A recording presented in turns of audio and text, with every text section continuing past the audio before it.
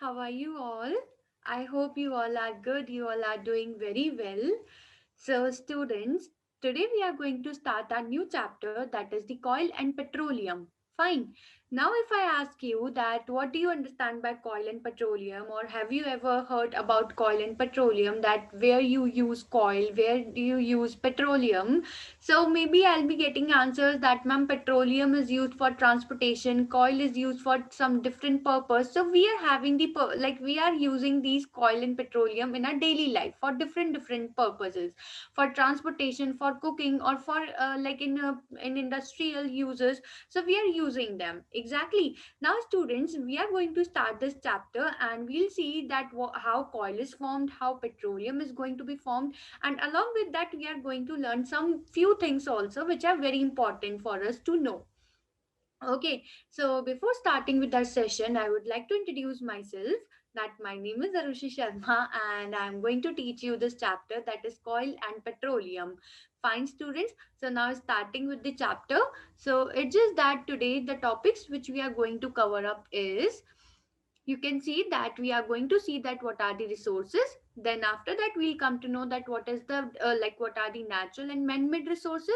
Then we'll see that how the natural resources has been classified as inexhaustible or as exhaustible. So what's the difference between these two? So that's how, student, we are going to see all these topics in this session only. Fine. Now you can see here that some of the things are here, like coil is here, petrol is here, and the natural gas is here. Exactly. Now, what the thing, student, that if I ask you where coil is used, where petrol is used, so all such things, students, we call them as fuels. Fine. And what are the fuels? Fuels are something which is giving us energy on burning. Like when we burn those fuels, so on burning of that fuel, we get energy from that in any form. Fine, either it in heat form or in the light form. So that's how we get the energy from that. Okay, but as now we have to discuss about resources, so don't worry about fuels. We'll see that part also. But now starting with the resources.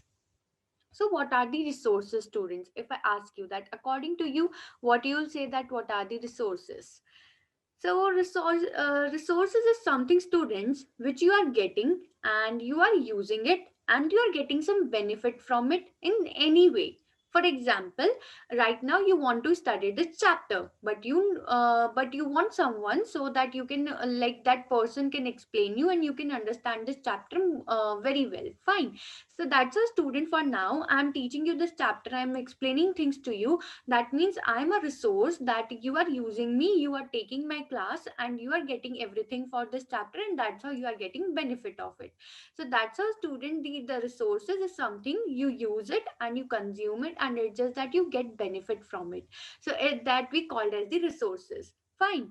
So now you can see here that resource is something which is a source or supply from which we can benefit in some way, like we are getting benefit from it, so we call it as resources. Fine. But now we are not talking about particularly natural one or the man-made one. Okay, so don't get confused about it. Right now we are just looking about what is the resources. So resources are like which we are using, and it's just that very simple. We are using it, we are consuming it according to our wish, and we are getting benefit from it, and the benefit which is good for us also. Okay, so that's the resources, students. For example, as you can see here, it is the water. So now water is something which we use for our every purpose, like for drinking, for cleaning, for bathing, for cooking. That water is the important thing, not only for human beings but also for plants and animals as well. Exactly. And we getting this water from where? We are getting this water from nature. So that's how, student, we can say that water is the natural resource. But right now we just focus over the resources. That resources, that we are getting this water and we are using this water and we are getting benefit from it. So that's how it is a resource. Same, students, with the fuel. That, as I told you, we get energy from the fuel, so we are using fall fuels for different purposes, like for transportation. If you want to go from one place to another, so how you can travel? So it's just that you are using your transport, and it's just that your transport, for example, your scooter, your bike, they are getting energy from that fuel, and that's how they are able to move. Fine. And you have obviously seen this thing that you have to like refill your bike with fuel, so because if the fuel is not there, so you can't travel, because you are not your bike or your car is not getting energy. Similarly, like you have to take food on the regular basis, because you have to maintain that energy level. If you are not getting food, so that's how you will be getting weak for that. That means food is a kind of fuel for you. So similarly, oil, petrol, diesel, these are the you can say fuel for, or a source of energy for our transport. Fine. So that's how we are using it in the form of the resources only, because we are getting benefit from it. Now it's about forest. So from forest, student, we get wood, food and medicine, pulp, rubber, cotton. It is a home for wildlife, so you can see so many things we are getting from it, and all of is like for good for us. So that is how it is also a resource. Then it is rocks, minerals, soil is used for agriculture purpose. Agriculture, that means when we want food, when we want crops at a large scale, so we have to grow them, and that is still agriculture only. Exactly. So that's how we are using this resource, so, soil for the agriculture purpose. Now you can see animals, we use animals, like we use cows so that we can get milk. We use buffaloes, we use sheep, we use we are using different animals so that we can get different benefits from them. So all such things, students, we are using it, we are consuming them, and we are getting some benefit from them. So that's how we call them as resources. Fine. Okay. Now coming to the type of the resources, that what are the type of the resources. So we are having two type of resources. One is the natural resources, and the another one is the man-made resources. Fine. Now we have to see that what are the types of them. What are the examples, or how we are saying them as natural and man-made. You'll say, ma'am, natural and man-made is something we know already. Like natural is something which is present, like which we are getting from nature, and man-made is something which we are making by our own hands. Okay, that we are having our own creativity in that. So we, that is the man-made resources. Fine. Now if you see here that the types of natural resources, so sun, from sun what we get sunlight. Exactly. So sunlight we are getting from nature, and it's just that, student, that we don't have to do anything for it. It's like we are getting it on regular basis. And this sunlight is used for many processes, like the sunlight is used up by plants for photosynthesis process. Sunlight is used by human body also. Even though everything requires sunlight, if sunlight is not there, so how we are going to survive? Exactly. So the resource is sun, and we are getting sunlight from that resource, and sun is the natural creature only. So that's how we are calling it as natural resources. Forest, we are getting so many things from it. Rock, minerals, animals we are getting from nature, we are not making animals. Exactly. So that's how we can get milk from that, and then other milk products like ghee, butter, cream, ice cream, so we are getting all such things from it. So that's how it is also again a natural resource. Air is again an important thing, students, that we require air for breathing. So that's how. Oil, water, soil, we have already discussed all such things. And students, we are getting the benefit from the natural resources that we are getting from nature directly. We don't have to pay for them. Exactly. Like sun is not coming to you and asking that I want 500 rupees for one day, or it's not like that today I want 1000 rupees. So it's like we are getting it from for free. So you can say that it's a gift of God for us, that we are getting water, sun, air, like free of cost. It's not having any cost. Fine. So that's a, student, natural resources, a kind of gift for us, so that we don't have to pay for it. We just like consuming it according to our condition, according to our needs. So we must preserve them. Okay. And it's just that, student, natural resources are this, but you can see that they are not polluting the environment, they are not polluting the environment. Exactly. But in this case, what happened, that we don't have if I want like today sunlight is only yellow color, you can't alter the light color. Exactly. Soil is there, so you don't you don't have ability of modification. But if we talk about man-made resources, yes, exactly. Man-made resources are those resources which is made up by human only, like artificial one, which we are making by on our hands. Like we are not getting these resources from nature. We are making them, and we are getting benefit from them. That's why we made them in such a way that according to our condition, so that we can satisfy us. For example, you can see so many examples are here: ladders, mug, paper and scissors, and you can see. cans, cap, boxes, TV. So, for example, someone wants small size TV, someone wants big size TV. So, depending upon our condition, that whatever we like, we can take from the man-made resources. That means we are having more options in that. Okay, but yes, like in exhaustible, we are having unlimited amount of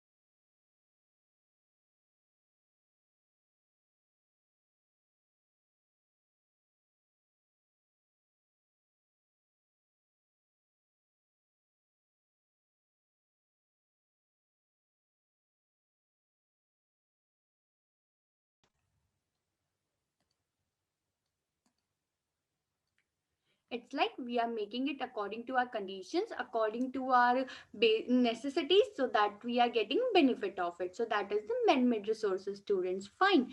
Now, like what happened now? Like if we talk about caps and everything, so it's like we want modification. Someone likes another design and someone likes some another design. So it depends upon our conditions. Fine. So the resources which we are getting from nature and we are getting benefit of it, so we call it as natural resources. And the resources which we are getting from like by which is made up by human beings only, so we call them as man-made resources. Fine. So examples, you can see that so many examples we have studied right now. Okay, now we have to see that what is the classification of natural resources. Okay, so you can see that the resources which we are getting from nature, we call them as natural resources. Fine. But then natural resources has been divided into two parts. Now, two parts how? First is inexhaustible and the another one is the exhaustible. Okay, now if we talk about inexhaustible. So students, if you see the example of inexhaustible, so we are having examples like air, wind, sunlight. So you can see that these all are the resources which we are getting from nature, and it's just that they are present in abundant amount. Like we don't have to worry about them. So that you can say that these are the resources which are not going exhaust at any point of time, so that you are getting benefit of it, and it's like you don't have to worry about it because they are present in unlimited amount, you can say. Okay, that means they are not going to exhaust at any point. Air, wind, sunlight is also one of the resources. Then we have water, land, sea, air, wind, sunlight. So these are the resources which are present in abundant amount.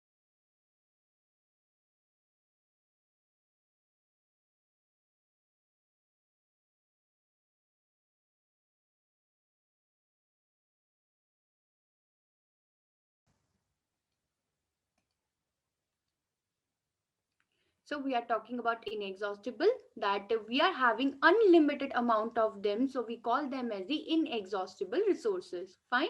Now coming to the exhaustible resources. So students, you can see like inexhaustible one are those which are present in unlimited amount, but the exhaustible resources are those type of resources which are having very limited amount. Okay, that means if you are using them more and more, and it's like that you are using them like more than requirement, and you are wasting them. Exactly, that's how you are wasting them, and that is how they are very limited. And if you are wasting it, so what will be the result? That at one point of time they are going to exhaust completely and you can't use them again. So the resources which are present in a very limited amount, and you have to think about it that how you should use them so that they are not going to exhaust. So these are called as the exhaustible resources. Fine. Now you can see here that exhaustible resources are further divided into two parts. One is the renewable and another one is the non-renewable. Now student, what is the renewable one? Renewable resources are those type of resources, student, which you can renew like in a small period of time. Small period of time. That these are the resources, yes, which are present in limited amount, but you can renew them so that you can use them again. Fine. For example, land. How what happens, student? Like the development is increasing, population is increasing day by day. So we have to build houses for them. We have to build offices. So that's how land is getting consumed. But at one point, if it is going to be like increasing day by day, so it will resulting into the consumption of land, and land is going to be exhaust. Exactly. But we can renew it. How? That we can remove buildings from there. We can do for afforestation. So that's how we are getting land again. Fine. So that's why we are calling it as renewable resource. Water. You'll say, ma'am, like earth is having abundant amount of water, so why you have kept it in inexhaustible? Because, students, the water which we are using, it is very less in amount. So that's why it is a very common topic which is going on right now, not from now only. It's like from last 10 years, that the amount of water, the fresh water level is decreasing day by day. That people consuming water like without any requirement. They are wasting water, polluting water.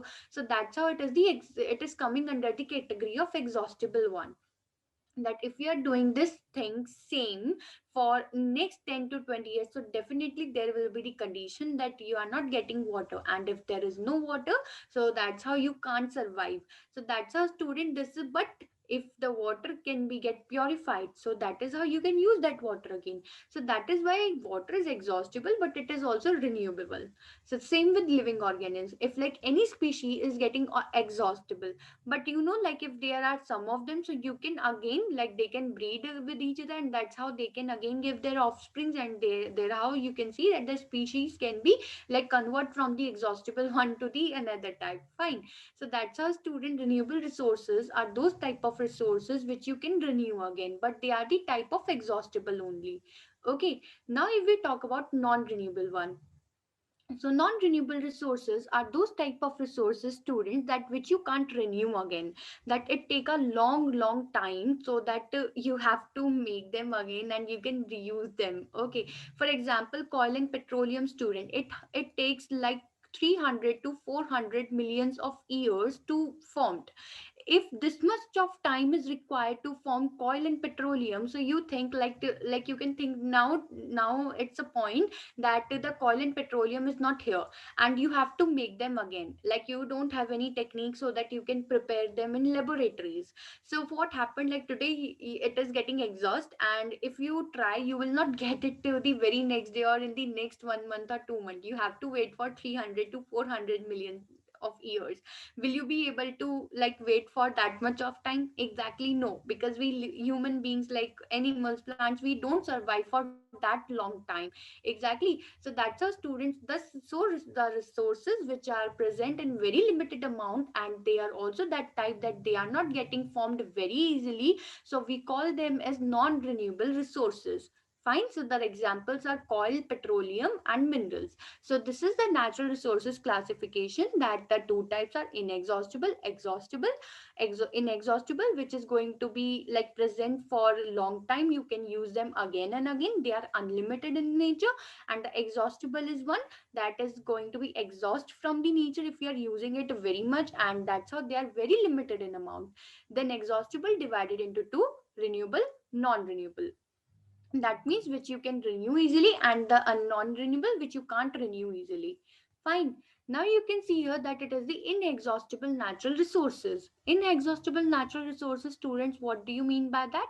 That those natural resources which are present in unlimited quantity in nature and are not likely to be exhausted by human activities, as we have already seen that thing, are called inexhaustible resources. They can be used again and again. Example: air, wind, sunlight, that which is going to be used up again and again. Now, exhaustible natural resources: any non-renewable resource such as minerals, non-mineral resources, and fossil fuels. Like fossil fuel, students, that the fuels which we are getting from the dead, like fossil means dead and decay of organism. Fine. Like living organisms, whether plant or animal. So that's how fossil fuels are coal and petroleum, and we are having a fixed amount of that in our environment. We can't use them in such a way that they are very limited and we are consuming it more and more, so that at one point they are getting exhaust from it, from the nature, and we are not able to use them again. So that is the exhaustible natural resources.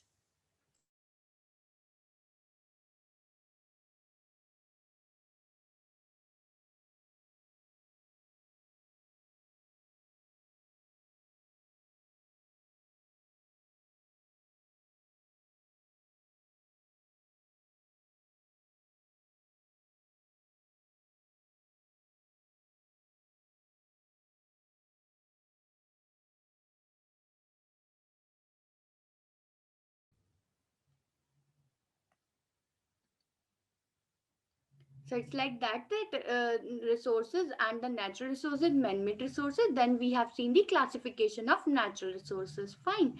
Now we will see that what questions we are having, because we have covered up all of the topics which we have to cover in today's class. Okay. Now we are going to see that describe how coil is formed from dead vegetation and what's the process called. So, student, the coil is getting formed from the dead and decay of the vegetation. That what happened, that when the dense forest got buried under the soil due to natural process, like maybe some disaster, maybe there any mishappening can occur at that point. So, what happened, that the dense forest got buried under the soil, and it's like a thing of millions of years ago. Exactly. So, due to that, student, what happened, like more and more soil got deposited over them and they got compressed. So due to the increase in the temperature and the pressure, what happened, that those vegetation slowly got converted into the coil under these extreme condition, and that's how, student, we are getting the coil from the dead vegetation. And this process, that the dead vegetation is converting into the coil under the extreme temperature and the pressure, that process is called as the carbonization process.